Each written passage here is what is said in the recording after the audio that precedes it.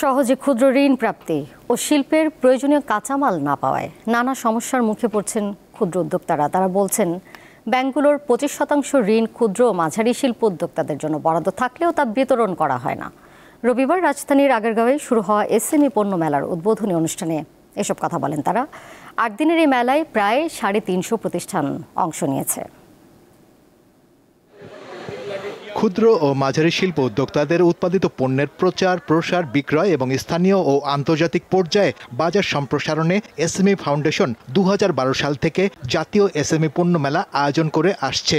এবার মেলায় অংশ নেয়া তৈরি পোশাক খাতের সবচেয়ে বেশি 74টি প্রতিষ্ঠান রয়েছে।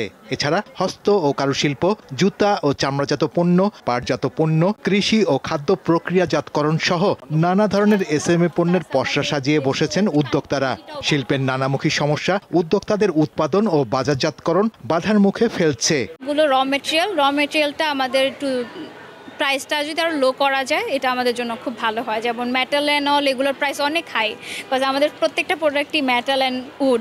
এই মেলায় কিন্তু অনেকেই আছে অনলাইন বিজনেস করি, কিন্তু আমাদের যখন বলা হয় যে লোনের জন্য, তখন তারা বলে আপনাকে বিজনেস এরিয়ার ঠিকানা দিতে হবে। সার্টিফিকেশন সমস্যাটাও একটা বড় সমস্যা। বিভিন্ন রকম সার্টিফিকেটের প্রয়োজন হয়, যেটা আমরা দিতে পারি। এটার জন্য যে সার্টিফিকেট, যে অথরিটি, সেগুলো ইন্টারন্যাশনাল অথরিটি, এগুলি বাংলাদেশ সরকারকে অ্যারেঞ্জমেন্টটা করতে হবে।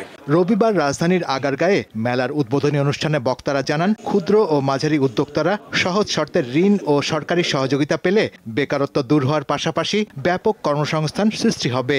আপনার ঋণ বিতরণের লক্ষ্যমাত্রা এসএমই সেক্টরে, টোটাল ব্যাংকিং সেক্টরে যা হবে তার 25% হতে হবে। এখন ঋণ বিতরণ জিনিসটাই ব্যাংকিং সেক্টরে একটু কমে এসছে। নিবন্ধন, ব্যাংক অ্যাকাউন্ট খোলা সবকিছু একটা সিঙ্গেল ফর্মের মধ্যে নিয়ে আসতে পারি কিনা, এটা আমরা চেষ্টা করছি যে আগামী বছরের কোনো একটা সময় আমরা এটা চালু করে দিতে পারবো। এটা একদম ক্ষুদ্র থেকে শুরু করে বড় বিনিয়োগকারীরা সবাই একই সুবিধা পাবে। এসএমই খাতের বিকাশের মাধ্যমে শিল্পায়ন, কর্মসংস্থান এবং দারিদ্র্য বিমোচন ও সুষম উন্নয়ন সম্ভব।